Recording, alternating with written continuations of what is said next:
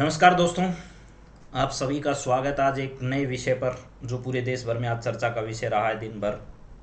केंद्रीय बजट 2025-26 पर आज की क्लास आप लोगों के सामने रखने जा रहा हूं।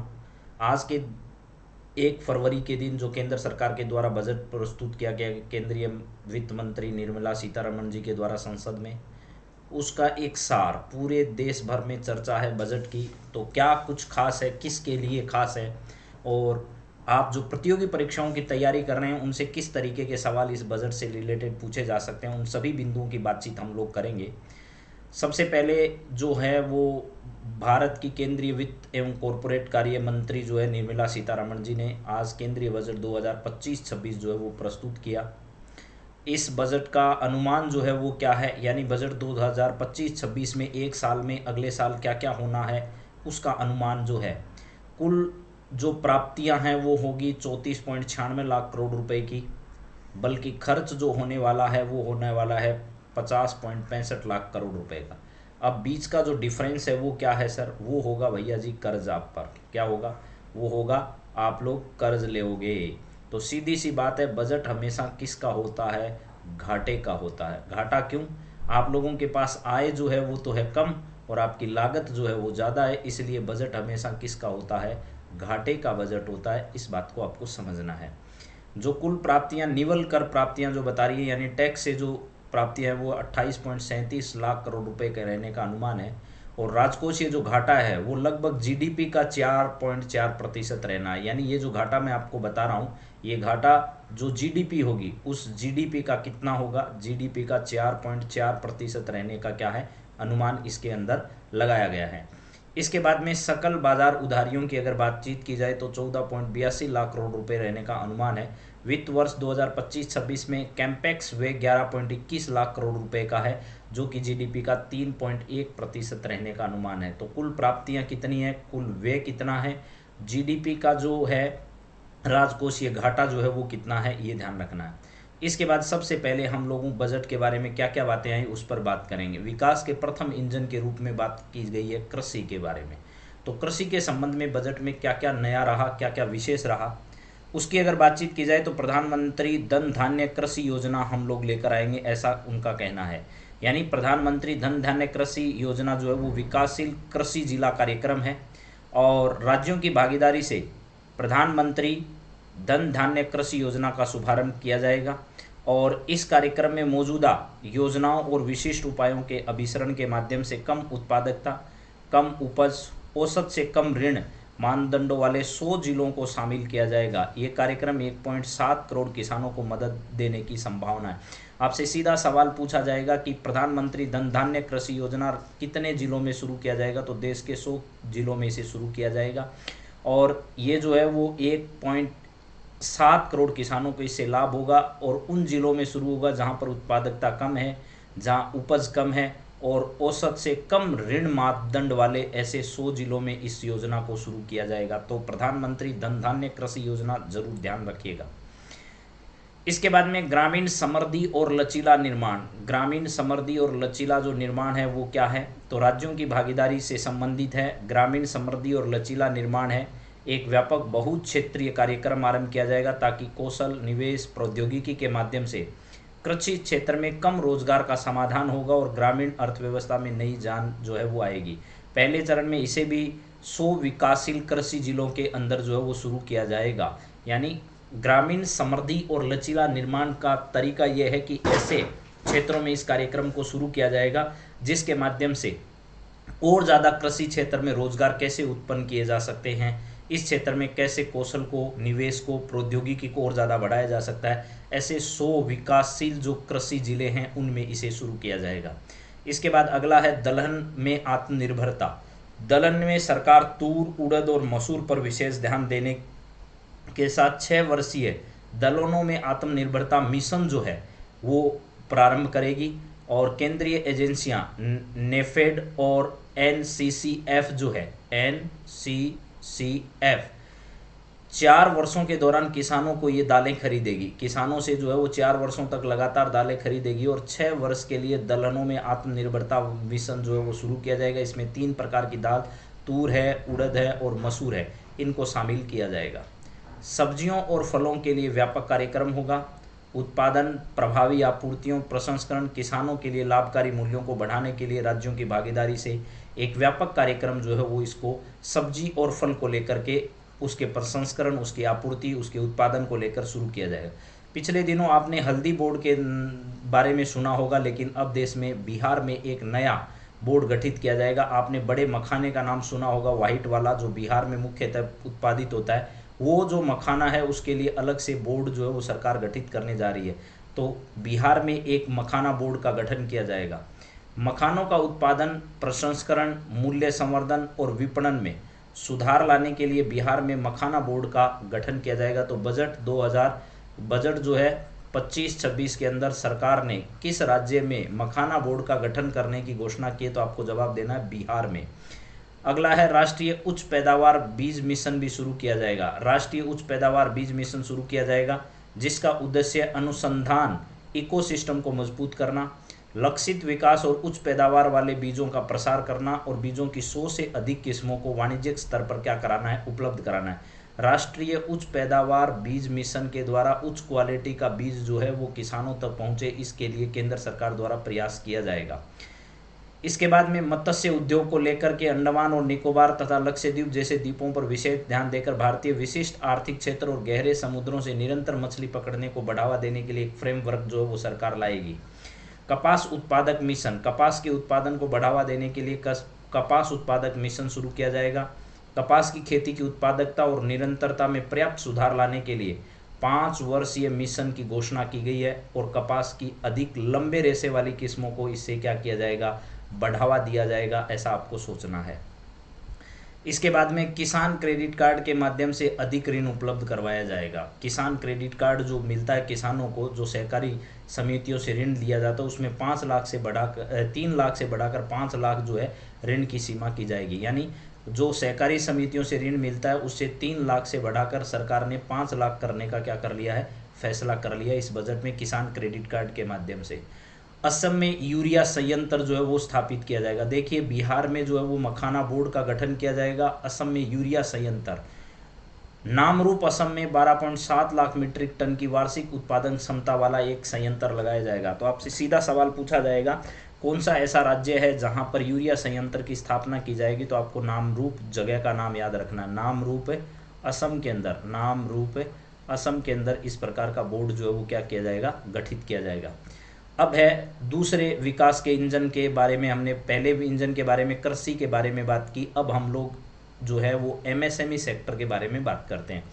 एमएसएमई सेक्टर के बारे में बजट में क्या क्या घोषणाएं की, कृषि के बारे में मैं वापस एक बार रिवाइज करा दूंगा मोटा मोटा आपको। अब एमएसएमई सेक्टर में सुनिए, इसके बारे में वर्गीकरण मापदंड में संशोधन किया जाएगा। एमएसएमई का मतलब छोटे मध्यम वर्ग के जो उद्योग है उसमें निवेश करने वाले लोग, कारोबार की सीमा जो है उसमें किस आधार पर जो लोग निवेश करें और कितना कारोबार करें, उस आधार पर एमएसएमई की जो नई परिभाषा होगी उसमें वर्गीकरण के लिए निवेश जो है वो कम से कम 2.5 लाख रुपए और जो कारोबार है वो 2 गुना कर दिया जाएगा। यानी जो निवेश है वो 2.5 और 2 गुना जितना था उससे 2.5 गुना कर दिया गया और कारोबार है वो इससे 2 गुना कर दिया गया, ताकि एमएसएमई सेक्टर के वर्गीकरण में कोई समस्या नहीं आए। सूक्ष्म उद्योगों के लिए क्रेडिट कार्ड लागू किया जाएगा। यानी उद्यम पोर्टल जो एक बनाया गया है एमएसएमई विभाग के द्वारा, उस पर पंजीकृत सूक्ष्म उद्योगों के लिए पहले 5 लाख रुपए तक की सीमा वाले कस्टमाइज्ड क्रेडिट कार्ड जारी किए जाएंगे। अब 5 लाख के स्थान पर उसकी सीमा 10 लाख कर दी गई है। यानी पहले क्रेडिट कार्ड जो है छोटे उद्योगों वालों के लिए 5 लाख रुपए का जब उनको ऋण मिलता था, अब उसकी सीमा बढ़ाकर 10 लाख रुपए कर दिए गए हैं। स्टार्टअप के लिए निधियों का कोष, जो 10,000 करोड़ रुपए के नए अंशदान के साथ निधियों में नए कोष की स्थापना की जाएगी। यानी जो स्टार्टअप करते हैं उनको 10,000 करोड़ रुपए तक के ऋण उपलब्ध कराने की शुरुआत भी सरकार के द्वारा की जा रही है। पहली बार उद्यमियों के लिए योजना, 5 लाख महिलाओं, अनुसूचित SC ST की जो महिलाएं हैं पहली बार जो उद्यम कर रही है उनके लिए 5 वर्षों के दौरान 2 करोड़ रुपए तक का ऋण उपलब्ध कराने की सरकार ने घोषणा कर दी है। देखिए SC और ST की अगर महिला कोई नया अपना रोजगार शुरू करना चाहती है तो 5 वर्ष में उसे 2 करोड़ रुपए का सरकार जो है वो ऋण उपलब्ध कराएगी। तो ये भी एक SC ST की महिलाओं के लिए नए रोजगार शुरू करने के लिए एक अच्छा अवसर सरकार ने उपलब्ध कराया है। इसके बाद फुटवियर और लेदर क्षेत्रों के लिए फोकस उत्पादन स्कीम। भारत में फुटवियर और लेदर क्षेत्र की उत्पादकता, गुणवत्ता और प्रतिस्पर्धात्मक बढ़ाने के लिए 22 लाख व्यक्तियों को रोजगार दिलाने के लिए 4 लाख करोड़ का कारोबार करने और 1.1 लाख करोड़ से अधिक का निर्यात सुगम बनाने के लिए फोकस उत्पादक स्कीम की क्या की गई है, घोषणा सरकार के द्वारा की गई है। खिलौना क्षेत्र के लिए उपाय जो हैं वो भी किए गए। खिलौना क्षेत्र के लिए क्या क्या उपाय किए गए? भारत में वैश्विक खिलौना केंद्र बनाते हुए उच्च गुणवत्ता वाले अनूठे नवीन पर्यावरण के अनुकूल खिलौने बनाने की योजना को सरकार जो है वो आगे बढ़ाएगी। इसके बाद खाद्य प्रसंस्करण जो है, फूड प्रोसेसिंग इकाइयाँ जो है उनके बारे में बिहार में राष्ट्रीय खाद्य प्रौद्योगिकी उद्यमशीलता और प्रबंधन संस्थान की स्थापना की जाएगी। तो बिहार में दो चीज़ें आ चुकी है, पहला मखाना केंद्र बिहार में बनाया जाएगा, दूसरा राष्ट्रीय खाद्य प्रौद्योगिकी उद्यमशीलता और प्रबंधन संस्थान की स्थापना भी कहाँ पर की जाएगी, बिहार में की जाएगी। विनिर्माण मिशन के लिए मेक इन इंडिया जो मिशन है उसको आगे बढ़ाया जाएगा ताकि लघु, मध्यम और बड़े उद्योगों को शामिल करते हुए राष्ट्रीय विनिर्माण मिशन की स्थापना जो है वो की जा सके मेक इन इंडिया अभियान के द्वारा। अब बात करते हैं तीसरे इंजन जो है वो है निवेश। पहला कौन सा है जिस पर बातचीत की, कृषि, दूसरा कौन सा एमएसएमई सेक्टर, और तीसरे की हम बात कर रहे हैं निवेश जो विकास का तीसरा इंजन है उसके लिए। कहाँ कहाँ निवेश हो सकता है? तो पहला है लोगों में निवेश। कहाँ पर? लोगों में जो निवेश है वो कैसे किया जाएगा? जैसे सक्षम आंगनबाड़ी और पोषण 2.0, आपको पता है पोषण 2.0 अभियान जो है वो केंद्र सरकार द्वारा शुरू कर दिया गया है। ऐसे ही आंगनबाड़ी केंद्रों को और ज़्यादा सक्षम बनाया जाए, तो सक्षम आंगनबाड़ी और पोषण के क्षेत्र में निवेश, पोषण संबंधी सहायता के लिए लागत मानदंडों को समुचित रूप से सरकार बढ़ाएगी। इसके अलावा अटल टिंकरिंग लैब जो है वो बनाई जाएगी। 5 वर्षों में सरकारी स्कूलों में लगभग 50,000 कितनी 50,000 अटल टिंकरिंग प्रयोगशालाओं की क्या की जाएगी, स्थापना की जाएगी अलग अलग विद्यालयों में। सरकारी माध्यमिक स्कूलों और प्राथमिक स्वास्थ्य केंद्रों पीएचसी के लिए ब्रॉडबैंड कनेक्टिविटी जो होगी, भारत नेट परियोजना के अंतर्गत सरकारी माध्यमिक स्कूलों और प्राथमिक स्वास्थ्य केंद्रों को ब्रॉडबैंड कनेक्टिविटी जो है वो प्रदान की जाएगी, ऐसा उन्होंने बजट में घोषणा की है। इसके बाद भारतीय भाषा पुस्तक स्कीम, स्कूल और उच्चतर शिक्षा के लिए भारतीय भाषाओं में डिजिटल रूप से पुस्तकें प्रदान करने के लिए भारतीय भाषा पुस्तक योजना जो है लाई जाएगी। भारतीय भाषा पुस्तक योजना जो है वो केंद्र सरकार की योजना है जो क्या की जाएगी, भारतीय भाषाओं में स्कूल और कॉलेज में भारतीय भाषाओं में पुस्तक उपलब्ध कराने के लिए एक डिजिटल लाइब्रेरी जो है वो लॉन्च की जाएगी। इसके बाद में राष्ट्रीय कौशल उत्कृष्टता केंद्र, राष्ट्रीय उत्कृष्टता कौशल केंद्र क्या है? Make for India make for the world विनिर्माण के लिए हमारे युवाओं को आवश्यक कौशलों से सुसज्जित करने के लिए वैश्विक विशेषज्ञता और भागीदारी के साथ 5 राष्ट्रीय कौशल उत्कृष्टता केंद्र की स्थापना जो है वो की जाएगी। यानी 5 जो है वो नेशनल स्किल एक्सीलेंस सेंटर जो है वो देश में क्या की जाएंगे, बनाए जाएंगे। आईआईटी में क्षमता का विस्तार होगा। 6500 और विद्यार्थियों को शिक्षा सुगम बनाने के लिए वर्ष 2014 के पश्चात से शुरू किए गए 5 आईआईटी में अतिरिक्त अवसंरचना का सृजन जो है वो की जाएगा। शिक्षा हेतु एआई उत्कृष्टता केंद्र, आर्टिफिशियल इंटेलिजेंस के लिए 500 करोड़ रुपए के कुल परिव्यय से शिक्षा के क्षेत्र में कृत्रिम बुद्धिमत्ता या एआई से संबंधित उत्कृष्टता केंद्र की क्या की जाएगी, स्थापना की जाएगी। शिक्षा का विस्तार, चिकित्सा शिक्षा का विस्तार होगा। मेडिकल कॉलेजों और अस्पतालों में 5 वर्षों में 75,000 और सीटें बढ़ाने का लक्ष्य केंद्र सरकार ने रखा है। सभी जिला अस्पतालों में डे केयर कैंसर केंद्र बनाए जाएंगे। सभी जो जिला अस्पताल है अगले 3 वर्षों में सभी जिला अस्पतालों में डे केयर कैंसर केंद्र जो है वो स्थापित करने की सुविधा सरकार उपलब्ध कराएगी। वर्ष 2025-26 में 200 केंद्र स्थापित किए जाएंगे, ऐसा सरकार का जो है वो लक्ष्य इस बजट में रखा गया है। इसके बाद सरकार कहाँ खर्च करेगी? शहरी आजीविका को सुदृढ़ीकरण करने के लिए, शहरी कामगारों को आमदनी बढ़ाने और स्थायी आजीविका पाने में सहायता करने के लिए उनके सामाजिक आर्थिक उत्थान के लिए एक स्कीम की घोषणा सरकार के द्वारा की जाएगी जो शहरी आजीविका सुदृढ़ीकरण के नाम से। फिर अगला पीएम स्वनिधि योजना। इस स्कीम के तहत बैंकों से संवर्धित ऋण यानी 30,000 रुपये की सीमा के साथ यूपीआई लिंक्ड क्रेडिट कार्डों और क्षमता विकास सहायता के साथ नवीकृत किया जाएगा। पीएम स्वनिधि योजना तो हालांकि पहले से चल रही है लेकिन अब इसे क्या कर दिया जाएगा, संवर्धित ऋण जो है वो 30,000 रुपये की सीमा के साथ यूपीआई लिंक्ड क्रेडिट कार्ड और क्षमता सहायता के साथ क्या किया जाएगा, नवीकृत किया जाएगा। ऑनलाइन ऑनलाइन प्लेटफॉर्म कामगारों के कल्याण के लिए सामाजिक सुरक्षा योजना सरकार लेकर आएगी। ऑनलाइन प्लेटफॉर्म में काम करने वाले जो भी लोग हैं उनके कल्याण के लिए सामाजिक सुरक्षा जो है योजना सरकार के द्वारा, जैसे गिग वर्कर्स हैं उनके कल्याण के लिए सरकार क्या कर रही है, तो ये जो गिग वर्कर्स या गिग कामगार हैं इनको पहचान पत्र दिया जाएगा। ई श्रम पोर्टल पर इनके पंजीकरण की व्यवस्था की जाएगी और पीएम जन आरोग्य योजना के अंतर्गत इनके स्वास्थ्य देखभाल के लिए भी काम किया जाएगा। तो गिग कामगारों के लिए पहला काम तो पहचान पत्र बनाया जाएगा, ई श्रम पोर्टल जो है उस पर पंजीकरण होगा, उसके बाद पीएम जन आरोग्य योजना के तहत इनके स्वास्थ्य के लिए देखभाल के लिए प्रदान किया जाएगा। अब जनता में निवेश के बाद है सरकार कहां पर अपना और इन्वेस्ट करना चाहेगी, इसके बारे में हमको सोचना है। सरकार अर्थव्यवस्था में निवेश करने पर क्या विचार बना रही है। पहला लोगों में निवेश, दूसरा अर्थव्यवस्था में निवेश। अब अर्थव्यवस्था में निवेश तो बहुत ज़रूरी है। पहला काम है अवसंरचना में निजी भागीदारी। क्या है, जो इंफ्रास्ट्रक्चर है उसमें सरकारी और निजी यानी पब्लिक और प्राइवेट पार्टनरशिप जो है ये बहुत ज़रूरी है। सरकार निजी भागीदारी से 3 वर्षीय पाइपलाइन परियोजना के लिए अवसंरचना संबंधी मंत्रालय बनाए जाने के राज्यों को प्रोत्साहित किया जाएगा, यानी लोगों की भागीदारी के साथ काम किया जाए। इंफ्रास्ट्रक्चर के लिए राज्यों को सहायता, यानी राज्यों में भी आधारभूत संरचनाओं का विकास हो, इसके लिए 50 वर्षों के लिए ब्याज मुक्त ऋण 1.5 लाख करोड़ रुपए आवंटन करने का प्रस्ताव राज्यों के लिए सरकार ने रखा है। परिसंपत्तियां मौद्रीकरण योजना 2025 से 30, नई परियोजनाओं में 10 लाख करोड़ रुपए की पूंजी के लिए 2025 से 30 के लिए दूसरी योजना सरकार लाएगी। अब एक महत्वपूर्ण सवाल आपके लिए आने वाला है, जल जीवन मिशन। जल जीवन मिशन हालांकि 2022 तक हर घर में जल उपलब्ध नल से उपलब्ध कराने के लिए शुरू किया गया, लेकिन इसकी अवधि बढ़ाते गए और अब सरकार ने एक बार इसकी अवधि को बढ़ाकर 2028 तक करने का फैसला कर लिया है। तो जल जीवन मिशन जो है इसकी अवधि अब सरकार ने कब तक बढ़ा दी है, तो 2028 तक इसकी अवधि बढ़ा दी है। फिर है शहरी चुनौती कोष।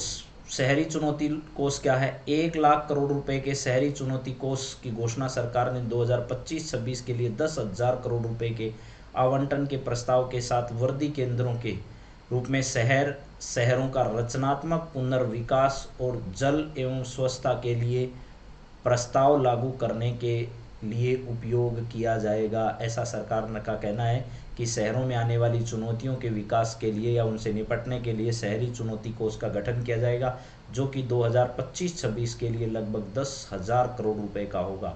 कितना, 10,000 करोड़ रुपए का इतना बजट सरकार ने देने का ऐलान किया है। इसके बाद अगर बात की जाए तो वो है विकसित भारत के लिए परमाणु ऊर्जा मिशन। आज का जो बजट प्रस्तुत किया गया उसमें परमाणु ऊर्जा पर बड़ी राशि सरकार ने जो दी है, इसके पीछे कोई ना कोई बड़ा उद्देश्य सरकार का रहा है। परमाणु ऊर्जा अधिनियम और नागरिक दायित्व परमाणु क्षति अधिनियम में संशोधन का प्रस्ताव रखा गया है। 20,000 करोड़ रुपए के आवंटन के साथ लघु मॉड्यूलर रिएक्टर्स के अनुसंधान एवं विकास के लिए परमाणु ऊर्जा मिशन स्थापित किया जाएगा। बहुत इंपॉर्टेंट सवाल है। परमाणु ऊर्जा मिशन जो है वो सेकंड ग्रेड जैसी परीक्षाओं की राजस्थान में तैयारी करने वाले लोगों से ये सवाल जरूर पूछा जाएगा। परमाणु ऊर्जा मिशन स्थापित किया जाएगा। 2033 तक 5 स्वदेश विकसित SMR संचालित करने का, यानी लघु मॉड्यूलर रिएक्टर 5 नए स्वदेशी आधार पर संचालित करने का प्रस्ताव भी रखा है 2033 तक। तो परमाणु ऊर्जा मिशन स्थापित किया जाएगा और इसके अलावा 2033 तक 5 नए स्वदेशी आधारित लघु मॉड्यूलर रिएक्टर्स जो है वो सरकार के द्वारा स्थापित किए जाएंगे। इसके बाद अगला है पोत निर्माण, यानी हमारे जो जहाज हैं उनके निर्माण के लिए बंदरगाहों और पोतों के लिए क्या है, पोत निर्माण वित्तीय सहायता नीति को नया रूप दिया जाएगा। निर्दिष्ट आकार से अधिक विशालकाय पोतों को अवसंरचना सुसंगत मास्टर लिस्ट में शामिल किया जाएगा ताकि इन पर और ज़्यादा पैसा अच्छे ढंग से खर्च किया जाए। समुद्री विकास कोष बनाया जाएगा और समुद्री विकास कोष होगा वो 25,000 करोड़ रुपए का होगा। ठीक है, यानी समुद्री विकास कोष की स्थापना होगी जो 25,000 करोड़ रुपए का होगा। सरकार का इसमें योगदान 49% होगा, शेष योगदान बंदरगाहों और निजी क्षेत्र को करना होगा। समुद्री विकास कोष जो 25,000 करोड़ रुपए का होगा उसमें सरकार की हिस्सेदारी 49% होगी, बची हुई 51% हिस्सेदारी जो है वो बंदरगाहों और निजी क्षेत्र की रहने वाली है। इसके बाद में उड़ान क्षेत्रीय संपर्क स्कीम, एक उड़ान स्कीम आपको पता है केंद्र सरकार की जो है वो छोटे छोटे शहरों को भी जो है वो एयरपोर्ट सुविधाओं से जोड़ना है, लेकिन अब उड़ान क्षेत्रीय संपर्क योजना सरकार लेकर आ रही है। अगले 10 वर्ष में 120 नए गंतव्यों और 4 करोड़ यात्रियों को लाने ले जाने के लिए क्षेत्रीय संपर्क बढ़ाने के लिए यह उड़ान स्कीम जो उसमें संशोधन किया गया है। पर्वतीय, आकांक्षीय और उत्तर पूर्वीय क्षेत्र के जिलों में हेलीपैड और छोटे हवाई अड्डों का जो निर्माण है वो इस योजना के तहत किया जाएगा। बिहार में ग्रीनफील्ड एयरपोर्ट बनाया जाएगा। बिहार के पटना में airport green Patna airport, Bihta में ब्राउन फील्ड एयरपोर्ट की क्षमता के विस्तार के अलावा बिहार में ग्रीन फील्ड एयरपोर्ट जो है वो बनाया जाएगा। आज बिहार काफ़ी चर्चा में रहा, आपको पता है 2-3 चीज़ें, मखाना बोर्ड का गठन हो गया है, इसके अलावा बिहार में जो है वो नदी परियोजना जो है उसके लिए भी पैसा दिया है, बिहार में ग्रीन फील्ड एयरपोर्ट भी जो है वो बनाया जाना है सरकार के द्वारा। तो काफ़ी कार्य जो है वो बिहार से रिलेटेड किए हैं। अब देखिए बिहार का मिथिलांचल जो क्षेत्र है उसके पश्चिमी कोसी नहर परियोजना जो है उसके लिए भी सरकार ने पैसा दिया है। बिहार के पश्चिमी कोसी नहर ERM परियोजना के वित्तीय सहायता प्रदान सरकार के द्वारा की जाएगी। खनन क्षेत्र में सुधार होगा। फिर स्वामीय फंड टूर क्या है, सरकार बैंकों और निजी निवेशकों को योगदान के लिए साथ 1 लाख और आवासीय इकाइयों को पूरा करने के लिए तेजी से 15,000 करोड़ रुपए का कोष देगी। रोजगार आधारित वृद्धि के लिए भी पर्यटन को बढ़ावा दिया जाएगा सरकार के लिए। अब तीसरा क्षेत्र है नवाचार, जिसमें सरकार क्या करेगी, निवेश। पहले लोगों में निवेश, फिर अर्थव्यवस्था में निवेश, अब नवाचार के लिए सरकार जो है वो निवेश करेगी, जिसमें अनुसंधान, विकास और नवाचार। इसके अंतर्गत सरकार ने कहा है कि हम लगभग 20,000 करोड़ रुपए इसके लिए आवंटित करेंगे। Deep tech fund of funds क्या है, अगली पीढ़ी के स्टार्टअप को प्रोत्साहन देने के लिए, नए स्टार्टअप आ सके इसके लिए deep tech fund of funds की संभावना तलाशी जा रही है सरकार के द्वारा। प्रधानमंत्री अनुसंधान फेलोशिप क्या है, बढ़ी हुई वित्तीय सहायता के लिए IIT और IIM जो है उनमें प्रौद्योगिकी अनुसंधान करने वाले लोगों के लिए 10,000 की क्या की जाएगी, फेलोशिप दी जाएगी। यानी IIT में और IIM में जो अनुसंधान कार्य करेंगे उनके लिए प्रधानमंत्री अनुसंधान फेलोशिप के नाम से एक स्कॉलरशिप शुरू की जाएगी, जिसमें 10,000 फेलोशिप दी जाएगी। 10,000 रुपये नहीं, 10,000 लोगों को इसका फायदा मिलने वाला है।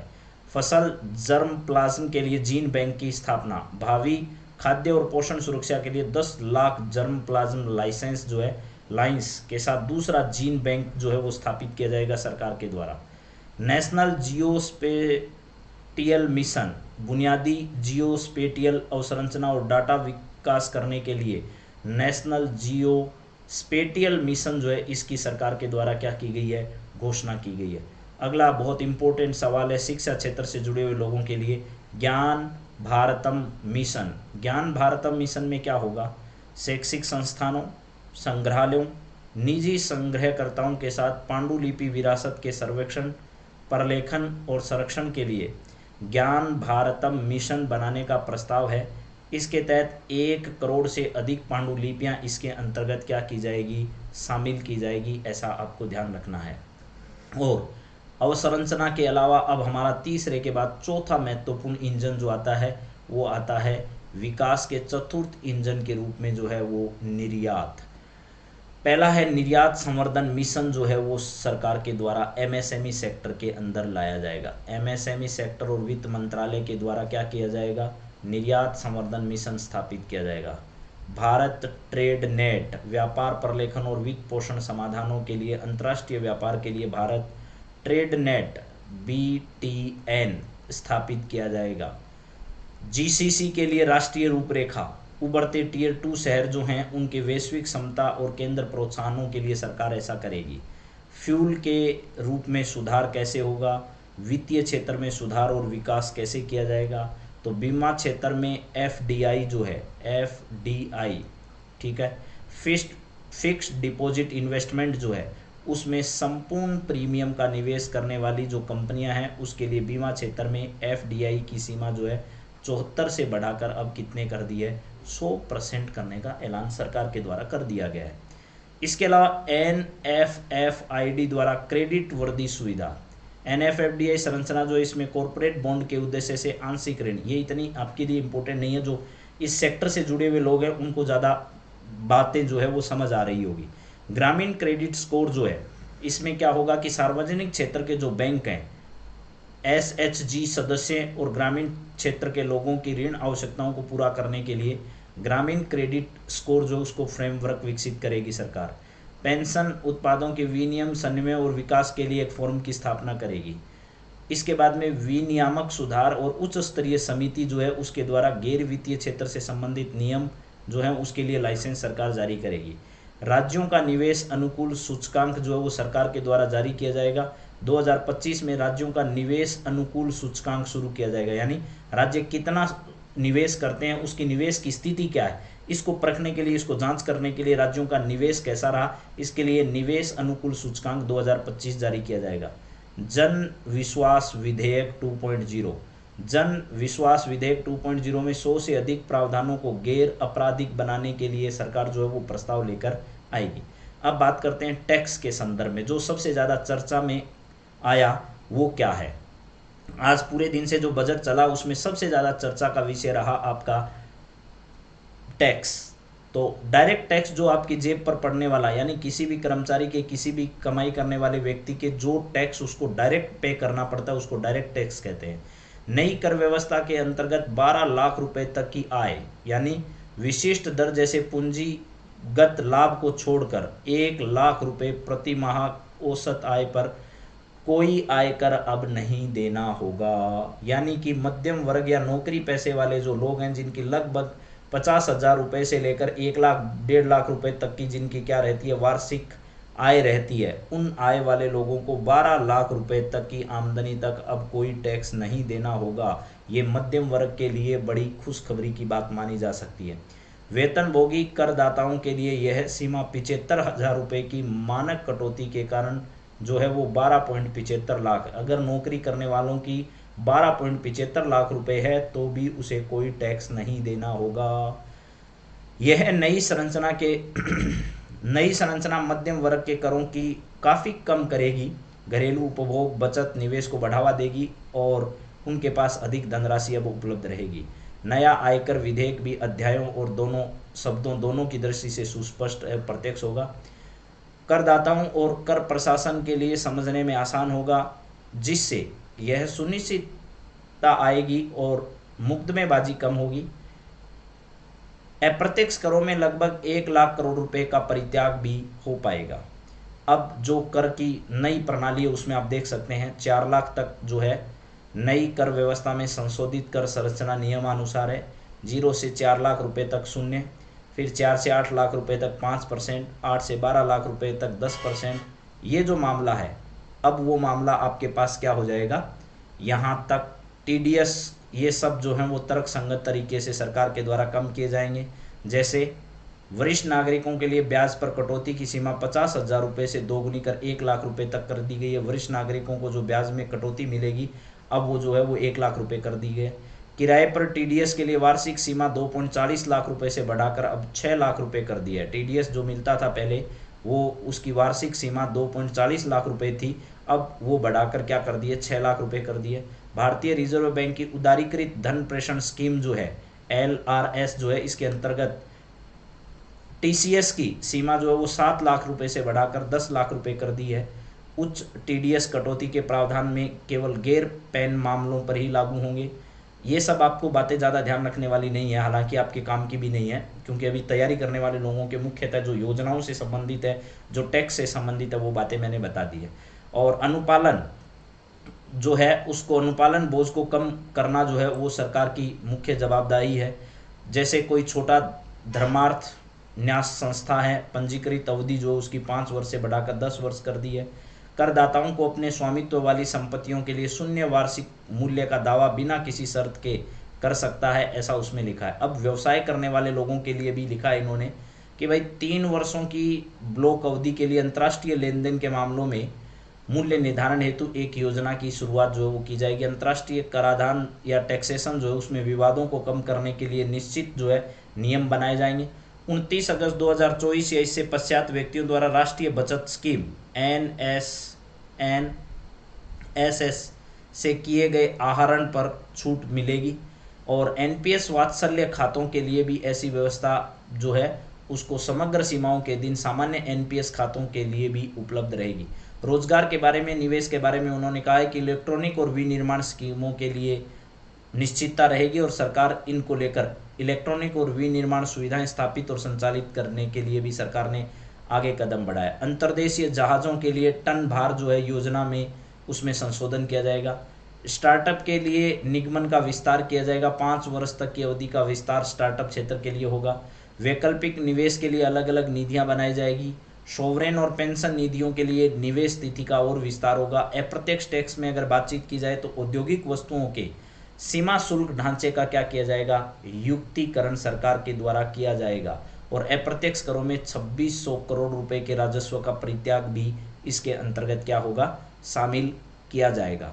घरेलू विनिर्माण और मूल्य वर्धन में सहायता होगी, जैसे वस्त्र मान लो, ठीक है, या फिर कोबाल्ट पाउडर और लिथियम आयन बैटरी जो है, इनको लेकर 12 अन्य महत्वपूर्ण खनिजों पर बुनियादी सीमा शुल्क में अब छूट दी जाएगी सरकार के द्वारा। घरेलू तकनीकी वस्त्र उत्पादों को बढ़ावा दिया जाएगा। इस पर बने हुए वस्त्रों पर 10% या 20% की बुनियादी सीमा शुल्क जो उसमें संशोधन करते हुए 20% या 115 रुपये की प्रति किलोग्राम में अधिक करने का प्रस्ताव रखा है। इलेक्ट्रॉनिक जो हैं उनमें सरकार ने छूट देने का प्रस्ताव किया है और बुनियादी सीमा शुल्क जो 10% से बढ़ाकर उन्होंने 20% कर दिया है। और ओपन सेल्स व अन्य घटकों के बुनियादी सीमा शुल्क घटाकर 5% करने का प्रस्ताव रखा है। लिथियम आयन जो बैटरियां होती है, आपकी मोबाइल की बैटरी हो, अन्य प्रकार की बैटरियां, उनमें भी सरकार ने कई प्रकार के परिवर्तन किए हैं।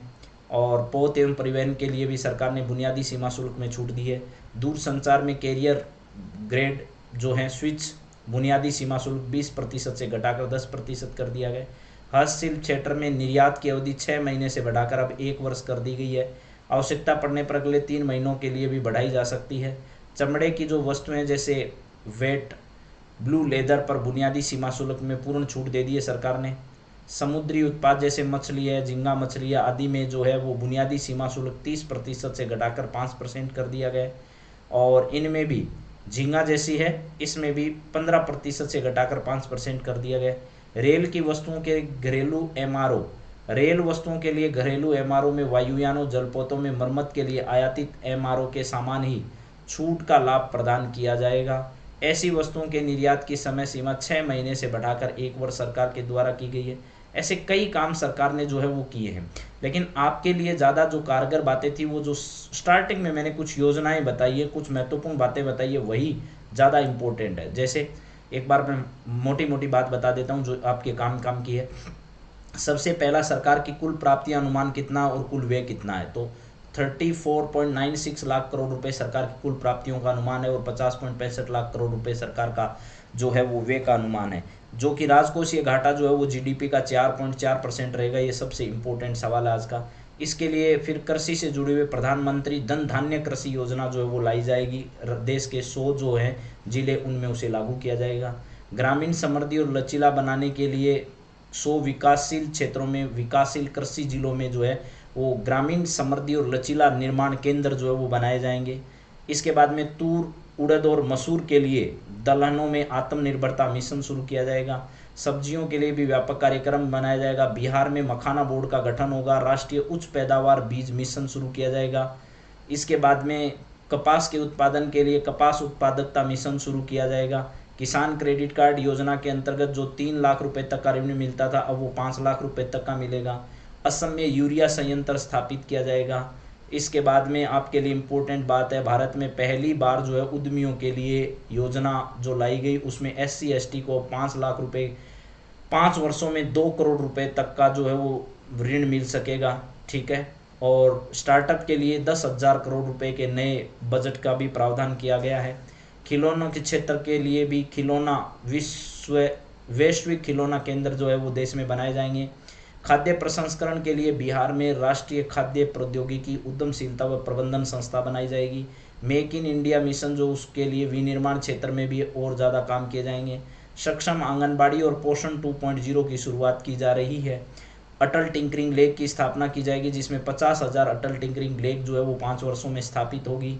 भारतीय भाषा पुस्तक स्कीम जो है वो लॉन्च की जाएगी। भारतीय भाषाओं में पुस्तक तैयार करने के लिए ऐसा किया जा रहा है। राष्ट्रीय कौशल उत्कृष्टता केंद्र 5 राष्ट्रीय उत्कृष्टता केंद्र इस प्रकार के खोले जाएंगे। इसके बाद में शिक्षा के क्षेत्र में AI के यूज़ को बढ़ाने के लिए 500 करोड़ रुपए का बजट लगाया जाएगा। चिकित्सा क्षेत्र में भी कई राशि खर्च की जाएगी। डे केयर कैंसर केंद्र खोले जाएंगे। इसके अलावा PM स्वनिधि योजना में भी काम होगा। तो ये सारी जो योजना है, जल जीवन मिशन की अवधि को बढ़ाकर 2028 कर दिया गया है।